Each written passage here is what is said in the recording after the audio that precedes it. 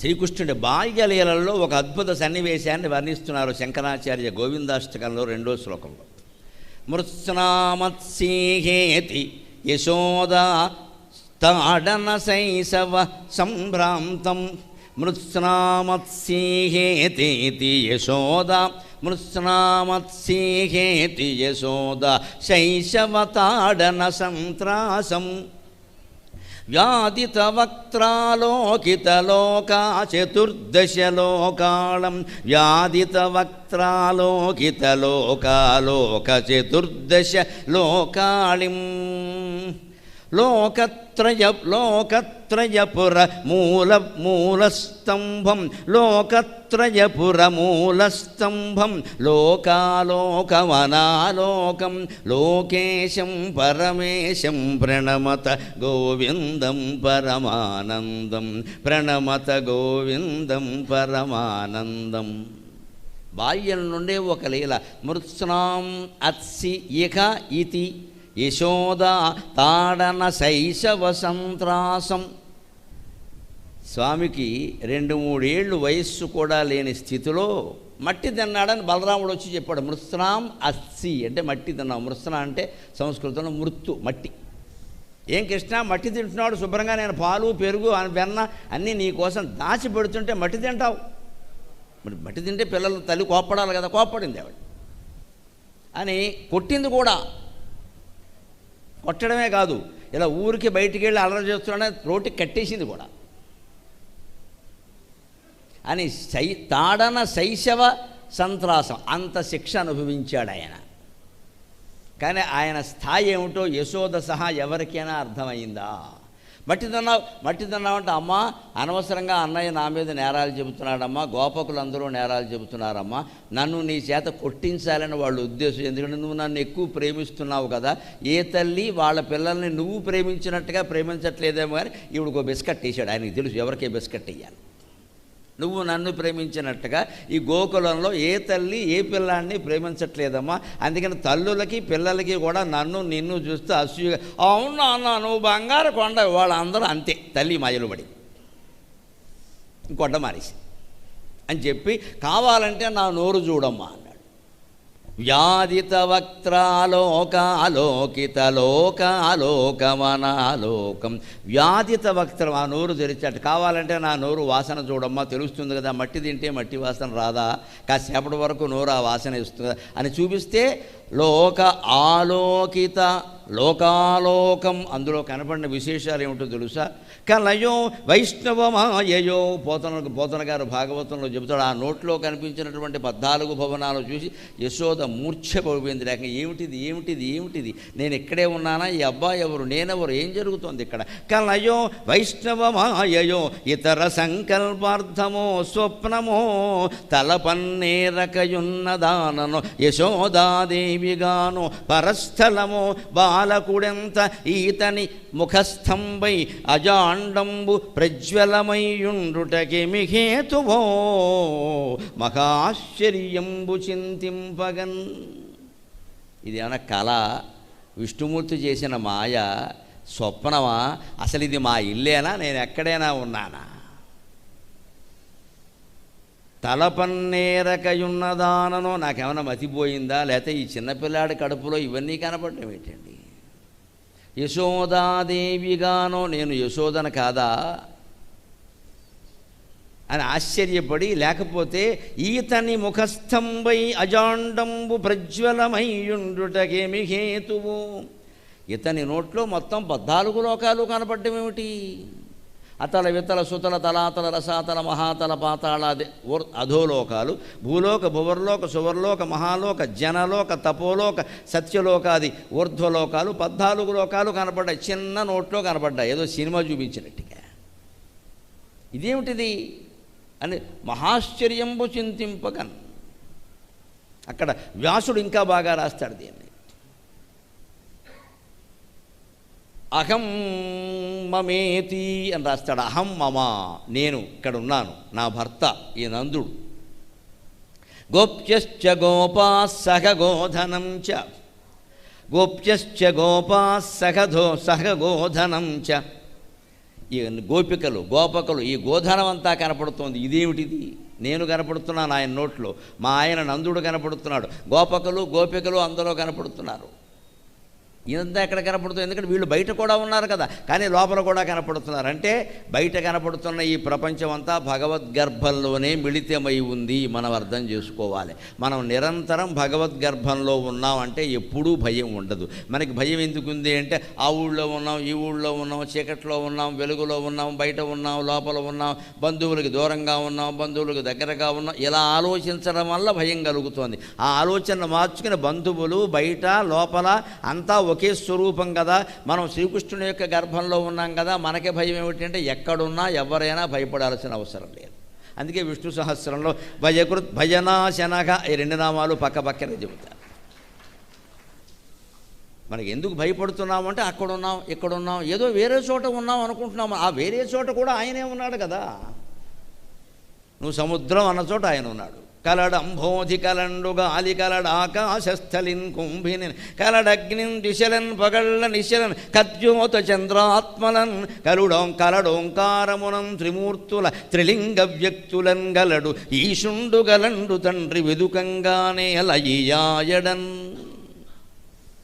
ఆకాశంలో ఉన్నాడు, గాలిలో ఉన్నాడు, నీటిలో ఉన్నాడు, అన్ని చోట్ల ఆయనే ఉన్నాడు. త్రిమూర్తుల త్రిలింగ వ్యక్తులందు. మన సంస్కృతి ఎంత గొప్పదో. త్రిలింగ వ్యక్తులు, స్త్రీలలో ఉన్నాడు, పురుషుల్లో ఉన్నాడు అన్నట్టు నపుంసకుల్లో కూడా ఆయనే ఉన్నాడు. వారిని కూడా మనం అగౌరవించకూడదు.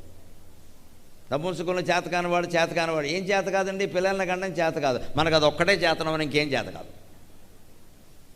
వాళ్ళకి ఎవడు ఉద్యోగం ఇవ్వడం, వాళ్ళని ఎవడో ఆదరించారు, వాళ్ళు ట్రాఫిక్ సిగ్నల్ దగ్గర అడుక్కుంటూ ఉంటారు, లేదా పెళ్ళిళ్ళకి వచ్చి గోల్ చేస్తారు. ఇది వాళ్ళు బతకాలి కదా, మరి ఏం చేయమంటారు? కానీ మన సంస్కృతి ఎంత గొప్పగా చెప్పిందంటే వాళ్ళు భగవత్ స్వరూపం అని చెప్పారు. త్రిలింగ వ్యక్తులందు ఆయన నువ్వు వెతకాల్సిన పనే లేదు. వెదుకంగానే అలా ఈ విషయం తెలిసిన వాడు భయపడండి. అను సహస్రార్చి సప్త జిహ్వ సప్తైధా సప్తవాహనక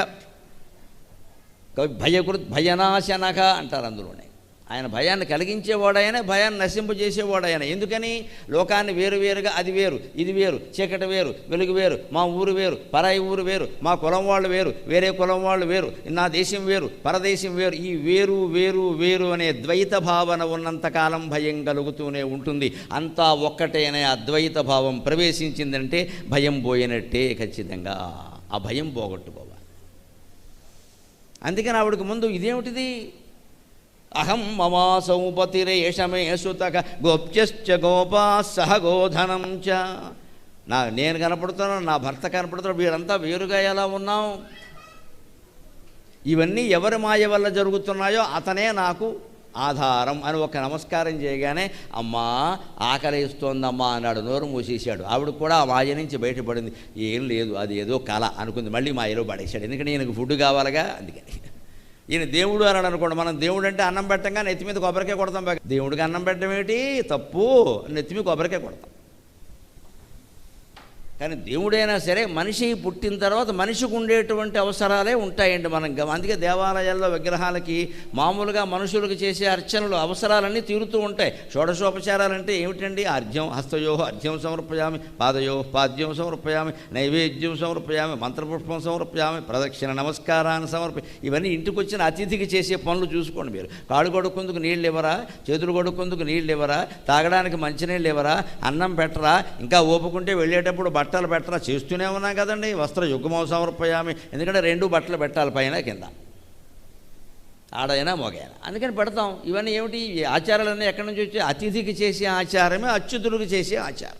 అంచేది గుళ్ళో విగ్రహాన్ని మనం మనిషిగా భావించాలి. ఒక మనిషి అక్కడ, దేవుడు మనిషి ఆకారంలో మనకున్నాడు. ఎందుకంటే మన విగ్రహాలన్నీ మానవుల ఆకారంలోనే ఉంటాయి. కాకపోతే ఒక ఆయనకి 2 చేతులు ఎక్కువ ఉంటాయి, 4 చేతులు ఉంటాయి. ఇంకొక ఆయనకి 2 కళ్ళు కాకుండా 3 కళ్ళు ఉంటాయి. ఎందుకంటే మనకంటే ఎక్కువ ఉంటే కానీ మనం దండం పెట్టంగా, అందుకోసం. అంతకంటే మనలాగే ఉంటే మనం ఎందుకు పెడతాం? ఆయనకి 4 కళ్ళు ఉన్నాయి, 6 కాళ్ళు ఉన్నాయి, 6 ముఖాలు కాబట్టి ఓ దండం బారే, గొడవలేదంతే. అసలు ఆ ముఖాలు ఎందుకో, కాళ్ళు ఎందుకో, చేతులు ఎందుకో మనకు అర్థమవుతాయి కదా. అలాగే నోరు ధరిస్తే ఆయన ముఖంలో అన్నీ కనపడతాయి. లోకాలోక వక్త్రాలోకిత లోకాలోకమనాలోకం. లోకాలోక పర్వతం కూడా కనపడింది. లోకాలోక పర్వతం అంటే ఈ భూమి ఆకాశం కలిసినట్టుగా మనకు చూడండి. డాబా మీద 5 అంతస్తుల మేడ ఉన్నవాళ్ళ పై డాబా మీదకి ఎక్కి చూడండి. ఈ భూమండలం ఎక్కడో అంతమైపోతున్నట్టు అక్కడ ఆకాశం వచ్చి కలుస్తున్నట్టు ఉంటుంది. వక్త్రాలోకితలోకాలోకమనాలోకం, ఆయన ముఖంలో అన్నీ కనబడ్డాయి అక్కడ ఖచ్చితంగా. ఎందుకని లోకత్రయపురమూల స్తంభం, ఈ లోకాలనేటువంటి 3 లోకాలకి ఆయనే మూల స్తంభం. ఎక్కడున్నాయి 3 లోకాలు?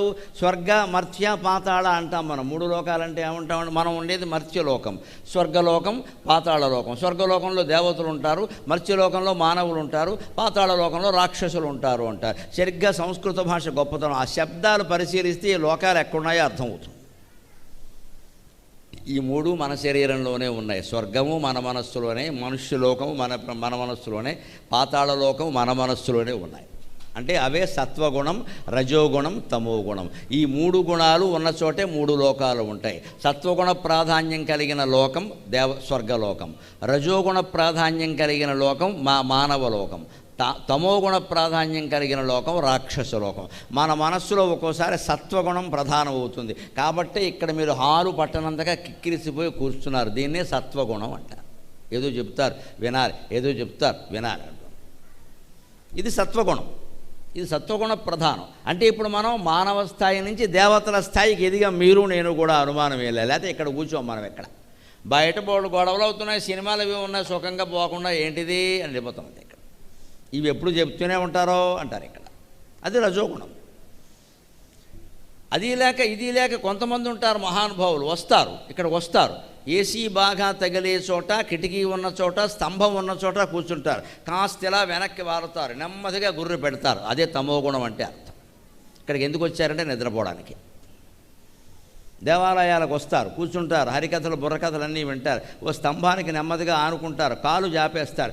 ప్రసాదం పెట్టేటప్పుడు లేపవే అని పడుకుంటారు. అదే తమోగుణం. ఇక్కడ ప్రసాదం కోసం వచ్చారు. పైగా బయటికి వెళ్ళి వ్యాఖ్యానం ఏంటి, ఈ ప్రసాదం అద్భుతం, అసలు ఇంకెక్కడా ఇలా కుదరదు, ప్రసాదం కోసం వచ్చామన్నమాట మనం ఇక్కడ. దాని రుచి ఇదే తమోగుణం. ఆ చేసే పని పట్ల తీవ్రభావం ఉంటే తమోగుణం అంటారు.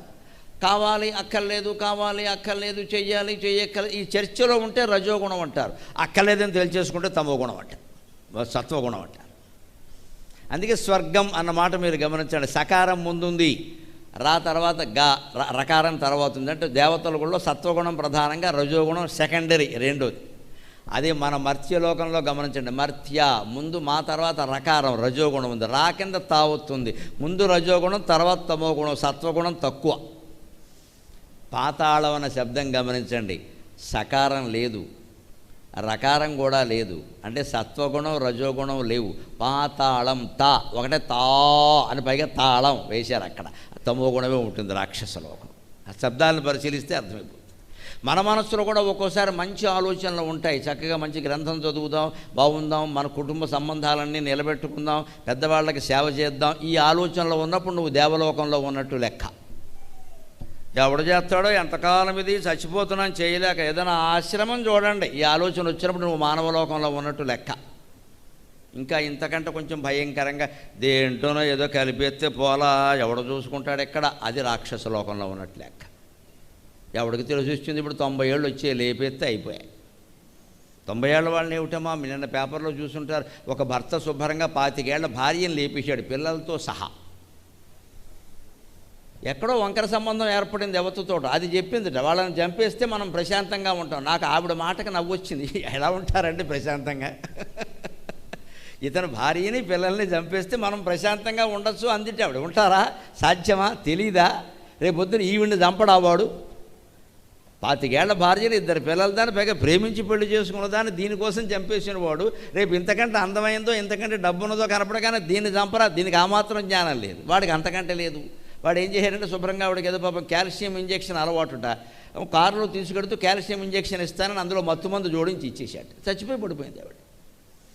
కానీ పాపం బయటపడకుండా ఉండదు, ఎవరూ సుఖంగా లేరు ఇప్పుడు. వాళ్ళు ముగ్గురు పైగా పసిపిల్లల్ని ముందు సీట్లో కూర్చున్న వాళ్ళ ముక్కు నోరు మూసేసి చంపేశాడు. 3 ఏళ్ళు 4 ఏళ్ళు పిల్లల్ని. చెయ్యి ఎలా వచ్చిందో తెలియదు. బుద్ధి వచ్చింది. చెయ్యి రావడానికే మనస్సు పనిచేస్తే బుద్ధి పనిచేస్తుంది, చెయ్యి పనిచేస్తుంది. చేతులు ఎలా వచ్చాయి? చేతులు రావమ్మా, చేతులు మామూలుగానే ఉంటాయి. మనస్సులో ఉంది కుళ్ళంతా. చేతుల్లో ఏముంటుంది? పసిపిల్లలను చంపడానికి చేతులు ఎలా వచ్చాయి? చేతులు రావు, మనస్సు వచ్చింది. మనస్సు వస్తే చేతులు వస్తాయి. అంతా మనస్సులో ఉంది, చేతుల్లో ఏముంటుంది? అదే చేతులతో ఆయన ఇదివరకు దేవతలకు అభిషేకం కూడా చేసి ఉండొచ్చు, దానికి ఏముంది, చేతులు మనస్సు ఏం చెబితే చేస్తాయి. అక్కడ నిగ్రహించుకోవాలి. మరి ఆలోచన రావాల్సింది ఏమిటి? భయం, భయరహితం అంటే ఆలోచన అంటే నిజమే ఈవిడ మీద వ్యామోహంతో ఆవిడని చంపేస్తాం, కేసు బయటపడదా? పడింది. ఎలా పడిందో తెలుసా? ఆవిడ ఒంటి మీద ఒక గాయం లేదు, చెట్టుకు గుద్దేశాడు కారు పట్టుకెళ్ళి, యాక్సిడెంట్ అయిందని చెప్పాడు, కావాలని గుద్దేసి. వాళ్ళు చూశారు, వెంటనే పోస్ట్ మార్టంలో శరీరాన్ని చూశారు, ఎక్కడా గాయం లేదు. గాయం లేవని చెట్టు గుద్ది చనిపోతే గాయాలు అవ్వాలి కదా. అప్పుడు ఒళ్ళంతా తడిమి చూశారు, ఆ కారు సీట్లో సిరంజి దొరికిందండి, అది పాప ప్రక్షాళన. ఆ సిరంజి పట్టుకెళ్ళి పరీక్ష చేస్తే అందులో మత్తు మందు ఉంది, ఈవిడ శరీరాన్ని పరీక్ష చేస్తే అందులో మత్తు మందు ఉంది, మొత్తం మూసేశారు పట్టుకెళ్ళి. ఇప్పుడు ఎవరు సుఖంగా ఉంటారు? ఇద్దరిని మూసేశారు. ఆవిడెవరో స్టాఫ్ నర్సు ఏదో ఉంది అక్కడ ఆసుపత్రిలో నర్సు, ఆవిడనే మూసేశారు. ఇప్పుడు అక్కడ జైల్లో ఇద్దరు కూడా శుభ్రంగా భజన చేసుకుంటూ సుఖంగా ఉండొచ్చు. పైగా ఇద్దరు ఒక చోట ఉండే అవకాశం లేదు, చెరో చోట పెడతారు, పోలీసులకు తెలివి ఉంది, లేకపోతే వీళ్ళతో ప్రమాదం ఎవడో లేపేస్తారు. ఇప్పుడు ఏమైందంటే ఇదే మేము ఎందుకు వార్తల గురించి మాట్లాడుకోవాలి, చదువుకోవాలంటే అవి మన ఇళ్లలో జరగవని ఏం లేదండి, ఏదో ఇంట్లో జరిగిందే కదా పత్రికల్లో వచ్చింది. ఇదే తమో గుణం. సేవ చేయడం సత్వగుణం, ఎంతకాలం చేస్తామని విసుక్కుంటూ చేయడం రజోగుణం, చేయకుండా ఏదైనా లేపేస్తే బాగుండు అన్న తమోగుణం. ఈ మూడింట్లోంచి బయటపడ్డ ఇప్పుడు నీ చేతుల్లో ఉందా, గుళ్ళో విగ్రహం చేతుల్లో ఉందా? నువ్వు 100 సార్లు గుళ్ళో విగ్రహం చుట్టూ తిరిగినా ఆ విగ్రహం నిన్నేమి చేయదు. నీ నిగ్రహమే చాలా ముఖ్యం. నీ మనస్సును నువ్వు నిగ్రహించుకొని తీరాలి, అప్పుడే జీవితం బాగుంటుంది. అదే లెక్క ఇక్కడ ఖచ్చితంగా. అందుకని లోకత్రయపుర మూలస్తంభం, 3 లోకాలకి మూలస్తంభం ఎవరంటే భగవంతుడు. ఆత్మజ్ఞానంతో ఉంటే, నిరంతరం భగవద్ధ్యానంలో ఉంటే ఇటువంటి పనులు చెయ్యం మనం. ఎందుకంటే మనము ముసలాళ్ళం అవుతాం కదా, మనకి సేవ చెయ్యాలి కదా మన పిల్లలు. అంటే మన తల్లిదండ్రులకు మనం చేయకుండా మన పిల్లలు మనకెలా చేస్తారంటే కుదిరే పని అది. వాళ్ళు చూడాలి కదా, పిల్లలు ఎప్పుడు మనం చెప్పినట్టు చేయరమ్మా, మనం చేసినట్టు చేస్తారు. అంచేది ఈ లోకత్రయాలు మన మనస్సులోనే ఉన్నాయి. దానికి మూలస్తంభమైన ఆత్మే కృష్ణ పరమాత్మ. ఆ ఆత్మ కూడా మనమే. నేను నేను నేను అని స్ఫురిస్తూనే ఉంది ఇక్కడ. ఆయనే లోకాలోకం, లోకాన్ని ఆయన చూస్తాడు. అనాలోకము, లోకానికి ఆయన కనపడ్డు. మనకి ఇష్ట పరమాత్మ భగవంతుడు మన చూస్తూనే ఉన్నాడు. మనం భగవంతుడిని చూడగలమా? విగ్రహ రూపంలో చూడడమే చాలా కష్టంగా ఉందండి. తిరుపతి వెళ్ళండి, దర్శనం అంటారు, లఘు దర్శనం అంటారు. మహాలఘు దర్శనం అంటే మెడబట్టి గెంటడం ఏం లేదు అక్కడ. 30 గంటలు పడుతుంది దర్శనం. ఏం చూస్తావు దేవుణ్ణి? పురాణాలు చెప్పేవాళ్ళు మాత్రం ఏం చెబుతారు, మీరు తిరుపతి వెళ్ళినప్పుడు ఆ పక్కన చూడండి, ఈ పక్కన అసలు చూడడానికే లేదా, ఆ పక్కన ఈ పక్కన అంటావు ఇక్కడ నువ్వు. అక్కడ ఒక 5 నిమిషాలు చూడండి, ఇక్కడ ఒక 5 నిమిషాలే. 5 నిమిషాలు వెంకటేశ్వర స్వామి అలివేలు మంగళం చూడడానికే టైం లేదు అక్కడ. మనం ఎక్కడ చూస్తాం? మనకంత జబ్బు అక్కడికే పెడతాం. మన ఊళ్ళోనే డోకిపర్రు దగ్గర బ్రహ్మాండమైన వెంకటేశ్వరాలయం ఉందమ్మా, మీరు ఎవరైనా వెళ్ళారా? ఎంతమంది పెడతారు? చాలా తక్కువ, చాలా తక్కువ. నేను వచ్చినప్పుడు దగ్గరుండి కార్యకర్తలు అనేది అద్భుతమైన ఆలయం కట్టారు, కోటీశ్వరులు కట్టారు. అక్కడ ఒక పెద్ద రాజమందిరం కూడా కట్టారు. ఓ 2 రోజులు వచ్చి అక్కడ ఉందామని ఉంది నాకు, సుఖంగా బోల్డ్ భోగాలన్నీ ఉన్నాయి అక్కడ. మన సొమ్ము ఏం పోయింది? సొమ్ము వారిది, షోకు మంది. అన్ని రూములు ఖాళీగానే ఉన్నాయి. ఉంది వెంకటేశ్వరాలయం ఇక్కడ కూడా ఉంది. మంచి అర్చకులు ఉన్నారు, బాగా చేస్తున్నారు, నిత్య ధూపదీప నైవేద్యాలు జరుగుతున్నాయి. మనకి ఎంతసేపు డోకిపర్రు పనికిరాదు, డోక్కుంటూ అక్కడికి వెళ్ళాల్సిందే. ఇది మన అజ్ఞానం. ఇది డోకిపర్రులో ఎవడున్నాడో తిరుపతిలోనూ ఆయనే ఉన్నాడు అక్కడ. నీకు నీ అజ్ఞానం అది. ఓ తిరుపతి, శ్రీశైలం, కాశీ మొత్తం అవన్నీ చోట్ల అవినీతి, వ్యాపారం పెరిగిపోయింది. ఇక్కడ వేరే చోట ఏమో అర్చకులకు జీతాలు లేకుండా తయారైంది. నా మాటల మీద ఏమాత్రం గౌరవం ఉన్నా, ఏ దేవాలయానికి వెళ్ళినా మీకు అతి సన్నిహితంగా ఉన్నదానికి వెళ్ళండి అమ్మా, వేరే దూరం వెళ్ళద్దు.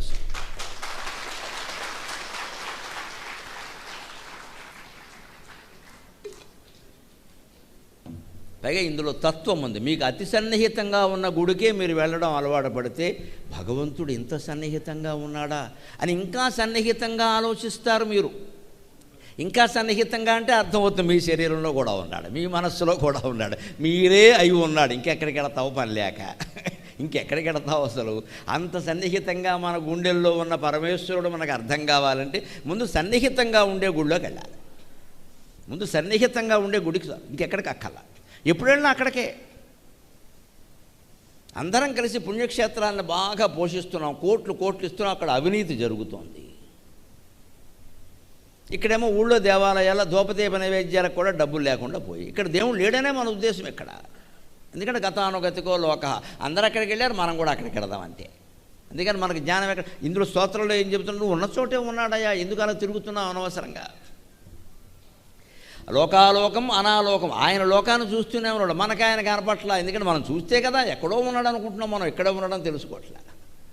లోకాలోకమనాలోకం లోకేశం పరమేశం తం గోవిందం పరమా ప్రణమత గోవిందం పరమానందం. అటువంటి లోకేశ్వరుడు పరమేశ్వరుడు అయినటువంటి గోవిందుడికి మనం ప్రణామం నమస్కారం చేద్దాం.